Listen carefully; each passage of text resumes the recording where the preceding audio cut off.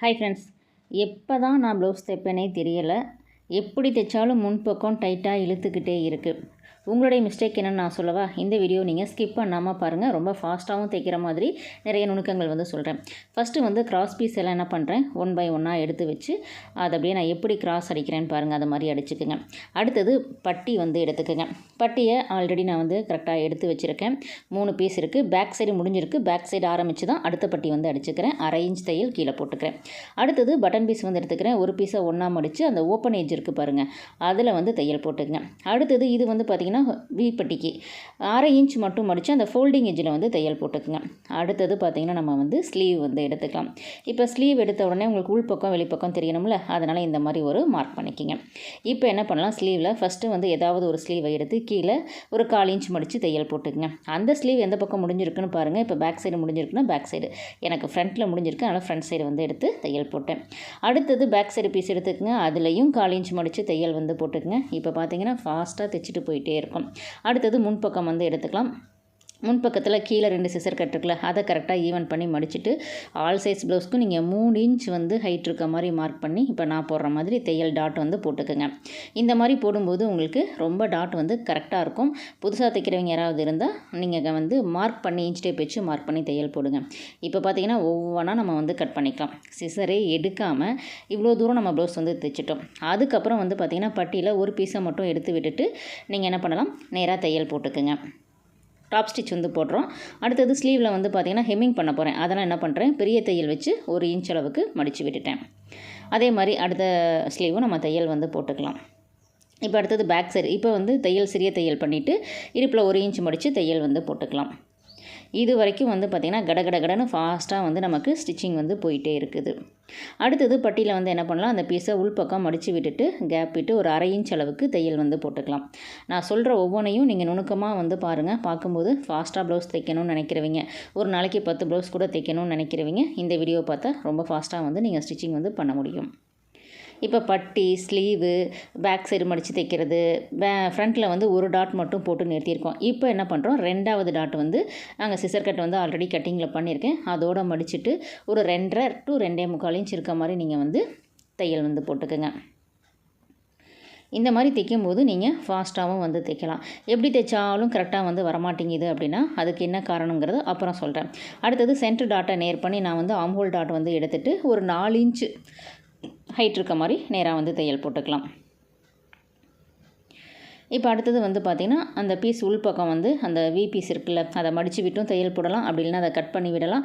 அப்படி இல்லைனா மடித்து விட்டு பட்டியை அப்படியே ஜாயின் பண்ணிக்கலாம். 3 டைப்பில் பண்ணிக்கலாம். இப்போ நான் என்ன பண்ணுறேன், அது எதையும் கட் பண்ணாமல் அந்த பீஸ் அப்படியே உள்பக்கம் தள்ளி தையல் போட்டேன். அடுத்தது பட்டி 1/2 இன்ச் அளவுக்கு ஃபஸ்ட்டு பட்டி வைக்கும்போது லைட்டாக பார்த்திங்கன்னா அந்த பட்டியோடைய அந்த கார்னர் பீஸை வெளியில் இழுத்த மாதிரி 1/4 இன்ச்சை வச்சு நேராக பட்டி 1/2 இன்ச் அளவுக்கு தையல் போட்டுக்கலாம். ஏன்னா கட்டிங்கில் 1/2 இன்ச் மட்டும்தான் நம்ம தையலுக்கு விட்டுருக்கோம். அந்த 1/2 இன்ச் நீங்கள் தையல் போடும்போது தான் ப்ளவுஸை கரெக்டாக ஸ்டிச் பண்ண முடியும். இப்போ பட்டி பீஸ் பாருங்கள் நேராக இருக்குது, பட்டன் பீஸும் பட்டி பீஸும். இப்போ என்ன பண்ணுறேன், ஃபஸ்ட்டு ஹூக்கு பட்டி வச்சுக்கிறேன். ஒரு பீஸ் ஒன்றா மடித்து தைச்சோம்ல, அந்த பீஸ் எடுத்துகிட்டு 1/2 இன்ச் வெளியில் கிளாத்தை எடுத்து வச்சுட்டு நேராக 1/4 இன்ச் அளவுக்கு மட்டும் தையல் போட்டுக்குங்க. நான் சொல்கிற அந்த 1/4 இன்ச்சு 1/2 இன்ச்சு அது எல்லாத்தையும் நீங்கள் நோட் பண்ணுங்கள். அப்போ தான் ப்ளவுஸை கரெக்டாக தைக்க முடியும். எப்போ தைச்சாலும் கரெக்டாக தைக்க முடியல அப்படின்னா அதுக்கு என்ன காரணம்னா, எங்கேயாவது ஒரு பக்கம் தையல் அதிகமாக போடுறது அல்லது தையலை கம்மியாக போடுறது, இந்த பிரச்சனை இருக்கும்போது கரெக்டாக ப்ளவுஸ் தைக்க முடியாது. அடுத்தது அந்த பீஸை அப்படியே உள்ளே மடித்து விட்டு நீங்கள் நேராக தையல் போட்டுக்கலாம். வழக்கமாக வைக்கிற மாதிரி பட்டன் பீஸ் தான்.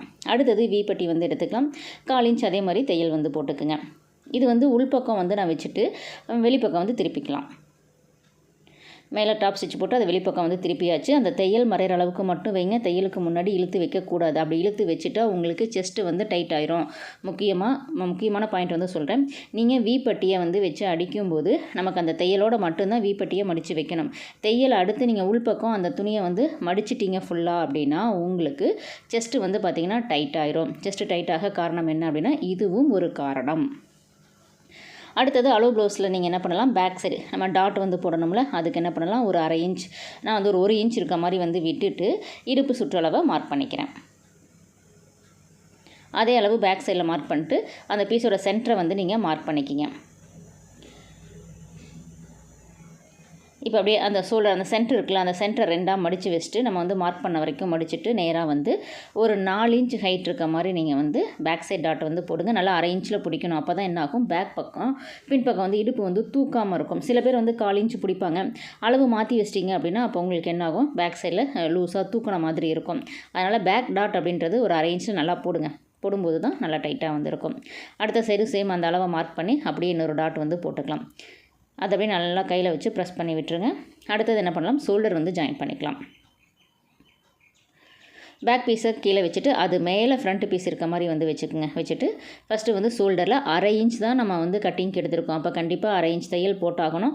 அதை விட கம்மியாக போட்டிங்கன்னா உங்களுக்கு வந்து அளவு வந்து மாறும். அளவு ப்ளவுஸை விட உங்களுடைய நீங்கள் தைக்கிற ப்ளவுஸ் அளவு மாறும். அதனால் கரெக்டாக 1/2 இன்ச் தையல் வந்து போடுங்க. செஸ்ட்டு வந்து டைட் ஆகிறதுக்கு நான் மெயின் ரீசன் வந்து ஒன்று சொல்லியிருக்கேன். ஃபஸ்ட்டு காரணம் என்ன அப்படின்னு சொல்லியிருக்கேன், அந்த வீப்பட்டியை முன்பக்கமாக இழுத்து வச்சு தைக்கிறதுனால செஸ்ட்டுடைய அளவு வந்து டைட்டாக வாய்ப்பு ரொம்ப நிறையவே வந்து இருக்குது. அடுத்தது பார்த்திங்கன்னா கழுத்துக்கு கிராஸ் பீஸ் வந்து கொடுத்துக்கலாம். ஆல்ரெடி நம்ம கிராஸ் வந்து ஜாயின் பண்ணி வச்சுருக்கோம்ல, நான் ஒரு மடிப்பு மடிச்சுட்டு நெக்கோடைய அந்த எஜ்ஜில் வந்து வச்சுட்டு கரெக்டாக 1/4 இன்ச் மட்டும் இழுக்காமல் தையல் போடுங்க. மெயின் ரீசன் ரொம்ப இழுத்துட்டிங்க அப்படின்னா ஷோல்டர் லூஸு, கழுத்து பிரச்சனை அதெல்லாம் தொடர்ந்து இருந்துக்கிட்டே தான் இருக்கும். அதனால் இழுக்காமல் தையல் வந்து போட்டு பழகிக்குங்க. லாஸ்ட் எண்டு வந்தோன்னே எக்ஸ்ட்ரா இருக்க பீஸை கட் பண்ணி அந்த பீஸை மடித்து விட்டு தையல் போட்டுக்குங்க. அதுக்கப்புறமா அந்த கிளாத்தை திருப்பிட்டு மேலே வந்து ஒரு டாப் ஸ்டிச் வந்து போட்டுக்குங்க. இது வந்து புதுசாக நீங்கள் ஸ்டிச்சிங் பண்ணுறீங்க, நீங்கள் மட்டும் போடுங்க. ஓரளவுக்கு நல்லா பண்ணிகிட்ருக்கீங்க, இந்த டாப் ஸ்டிச்லாம் தேவையில்லை. அப்படியே நம்ம மடித்து விட்டு நேராக வந்து தையல் வந்து போட்டுக்கலாம். அடுத்தது என்ன பண்ணலாம், அந்த உள் பக்கம் இருக்குல்ல அந்த பீஸ், அது வரைக்கும் மட்டும் இந்த துணியை வந்து அப்படியே மடிச்சுக்குங்க. இந்த மடிக்கிறது வந்து ஒரே ஈவனாக நீங்கள் மடிக்கும்போது தான் உங்களுக்கு வந்து நெக்கு வந்து பார்க்க ஃபினிஷிங் நீட்டாக இருக்கும். சில பேர் சொல்லுவாங்க, நான் ஓரளவுக்கு தைக்கிறதுலாம் எனக்கு நல்லா தைக்க தெரியும், மிஸ்டேக்லாம் பெருசாக எதுவும் வரலை, ஆனால் வந்து பார்த்தா எனக்கு ஃபினிஷிங் வரல அப்படின்றது. ஃபினிஷிங்கும் நம்ம கொடுக்குறதுல தான் இருக்குது. எக்ஸ்ட்ரா இருக்க பீஸை அப்படியே வந்து நீங்கள் கட் பண்ணி எடுத்துருங்க. மெயின் துணியில் படாமல் கட் பண்ணி எடுங்க. அதை கொஞ்சம் கவனமாக கட் பண்ணணும். புதுசாக கட் பண்ணுறவங்க தான் ரொம்ப கவனமாக வந்து இந்த மாதிரி எக்ஸ்ட்ரா பீஸை கரெக்டாக கட் பண்ணிக்கிங்க.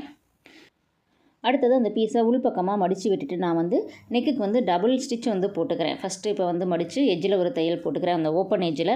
அடுத்தது அதை திருப்பி விட்டு மேலே முன்பக்கம் நமக்கு தெரியுமில்ல, அதில் வந்து ஒரு எஜ்ஜு தையல் வந்து போட்டுக்கிறேன். நீங்கள் ஹெம்மிங் பண்ணுற மாதிரி இருந்தாலும் பண்ணிக்கலாம். சின்ன சின்ன மிஸ்டேக் தான் நீங்கள் வந்து பண்ணிகிட்ருப்பீங்க. அதை நீங்கள் நல்லா நோட் பண்ணி கரெக்ஷன் பண்ணிங்க அப்படின்னா கண்டிப்பாக வந்து மிஸ்டேக் இல்லாமல் நீங்கள் ப்ளவுஸ் வந்து ஸ்டிச் பண்ண முடியும்.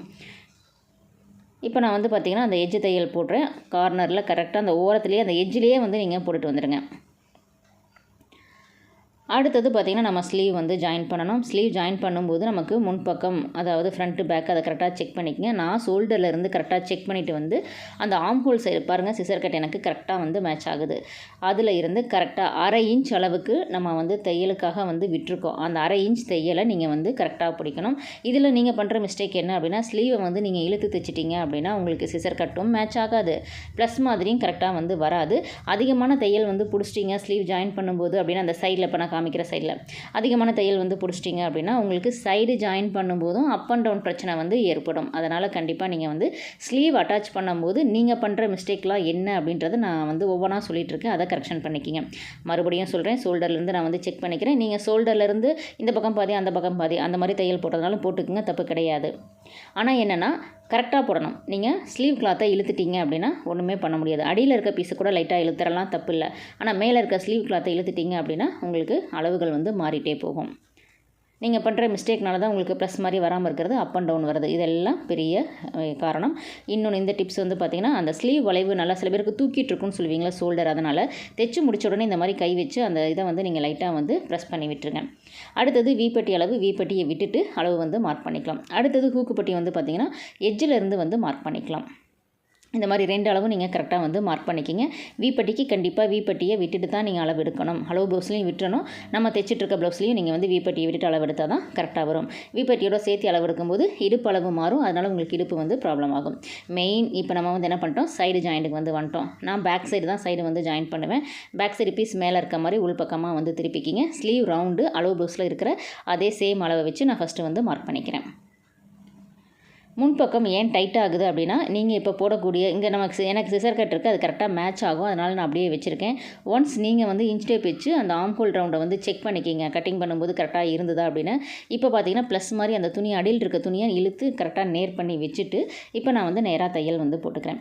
இந்த மாதிரி போடும்போது உங்களுக்கு என்ன ஆகும், ப்ளஸ் மாதிரி கரெக்டாக வரும். இப்போ இந்த ப்ளவுஸ் உங்களுக்கு பார்க்கும்போதே தெரியும் அப் அண்ட் டவுன் எங்கேயாவது வருதா, இல்லை. ஏன்னு கேட்டால் ஸ்டார்டிங்லேருந்து நான் சொன்ன அந்த சின்ன சின்ன மிஸ்டேக் எல்லாம் நீங்கள் கரெக்ட் பண்ணிகிட்டே வந்தீங்கன்னா நீங்கள் தைக்கிற ப்ளவுஸும் இதே மாதிரி தான் இருக்கும்.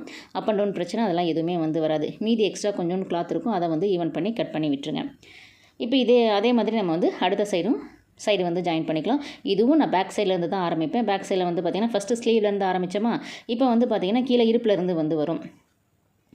இப்போ நம்ம வந்து ப்ளவுஸை வச்சு ஸ்லீவ் ரவுண்டு அதை வந்து ஃபஸ்ட்டு மார்க் பண்ணிக்கலாம். ஆர்ம் ஹோல் ரவுண்டுக்கிட்ட எனக்கு சிசர் கட் மேட்ச் ஆகும், அதனால் நான் அப்படியே வந்து வச்சுக்கிறேன். ஒரு வேளை மேட்ச் ஆகலை அப்படின்னா நீங்கள் இன்ச் டேப் வச்சு செக் பண்ணுங்கள். கீழே பட்டி சுற்றளவு, இடுப்பு சுற்றளவு அது ரெண்டையும் கரெக்டாக வந்து வச்சுட்டு நேர் பண்ணிக்கிங்க. இப்போ பார்த்தீங்கன்னா நான் அந்த சைடில் 2 பீஸும் கரெக்டாக இருக்க மாதிரி நேர் பண்ணி எனக்கு நேராக கரெக்டாக வருது, அதனால் அப்படியே வச்சுட்டேன். ஒரு வேளை வரலைன்னா லைட்டாக இழுத்து வச்சாவது நீங்கள் வந்து அதை வந்து தையல் போட்டுருங்க. அப்போ தான் உங்களுக்கு வந்து கரெக்டாக இருக்கும். அந்த எக்ஸ்ட்ரா இருக்க பீஸ் எல்லாம் கட் பண்ணி விட்டுருங்க. இதே மாதிரி நீங்கள் ட்ரை பண்ணி பாருங்கள். சின்ன சின்ன மிஸ்டேக்கையும் கரெக்ட் பண்ணி நீங்களும் வந்து நச்சுன்னு ஒரு ப்ளவுஸ் வந்து ஸ்டிச்சிங் வந்து பண்ண முடியும். நன்றி, வணக்கம்.